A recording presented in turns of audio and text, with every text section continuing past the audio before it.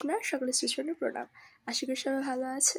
তো আজকে আপনাদের সাথে আমি শেয়ার করব শীতকালীন কিছু টিপস। তো যেটা ফলো করলে আপনাদের শীতে তেমন বেশি কষ্ট করতে হবে না। তো চলুন জেনে নেওয়া যাক সেই গুরুত্বপূর্ণ কিছু টিপস। প্রথমেই শীতকালে আপনাদের কী করতে হবে, কুসুম গরম জল খেতে হবে। তবে চেষ্টা করবেন জলের সাথে আদা মিক্সড করে খেলে দেখবেন আপনার গলা ব্যথাজনিত বা কাশিজনিত যে সমস্যাগুলো আছে সেগুলো সহজেই চলে যাবে।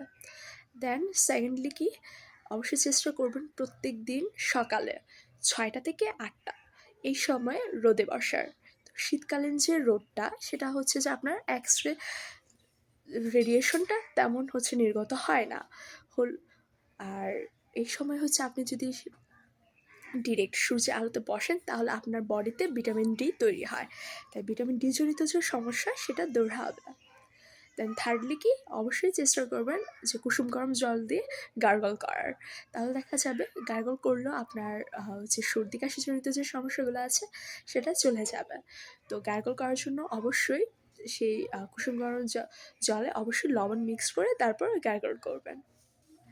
আর ফোর্থলি কি চেষ্টা করবেন শীতকালীন যে ফলমূল সেগুলো বেশি করে খাওয়ার। অ্যান্ড ফিফথলি শীতকালীন যে সবজিগুলো আছে, যেমন আপনার ফুলকপি, ব্রকলি, শালগম, এগুলো দিয়ে স্যুপ তৈরি করে খাওয়ার।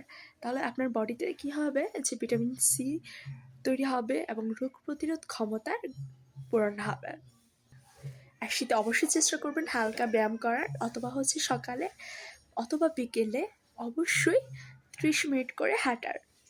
আর যেটা করবেন সেটা অবশ্যই যখন বাইরে যাবেন মাস্ক ব্যবহার করবেন, কারণ শীতের যে হালকা যে একটা অ্যাটমসফিয়ারে আপনি যখন ডিরেক্ট বাতাসে এক্সপোজারে আসেন তখন কি হয়, আপনার ঠান্ডা লাগার প্রবণতা খুব বেড়ে যায়।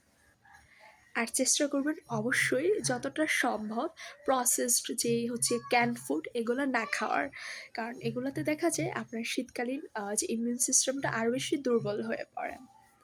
তো এই ছিল কিছু টিপস, অবশ্যই চেষ্টা করুন সবাই ফলো করার।